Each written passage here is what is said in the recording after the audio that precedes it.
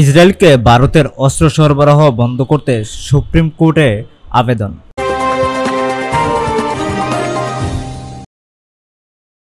ভারতের বেশ কয়েকজন সাবেক আমলা, সমাজকর্মী এবং খ্যাতনামা শিক্ষাবিদ ইসরায়েলে অস্ত্র ও সামরিক সরঞ্জাম রপ্তানির উদ্দেশ্যে দেশের বিভিন্ন কোম্পানিকে দেওয়া লাইসেন্স বাতিল এবং নতুন লাইসেন্স দেওয়া বন্ধের দাবিতে সুপ্রিম কোর্টে আবেদন করেছেন।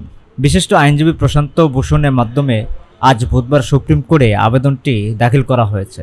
বাংলাদেশে ভারতের সাবেক হাইকমিশনার দেব মুখার্জি, কূটনীতিবিদ অশোক কুমার শর্মা, সাবেক কেন্দ্রীয় আমলা মীনা গুপ্তা, অর্থনীতিবিদ জো দ্রেজ, শিক্ষাবিদ অচিন বিনায়ক, সমাজকর্মী হর্ষ মন্দার, নিখিল দে, ফিরোজ মিঠিবুরাল সহ বেশ কয়েকজন বিশিষ্ট ভারতীয় নাগরিক এই পিটিশন দাখিল করেছেন।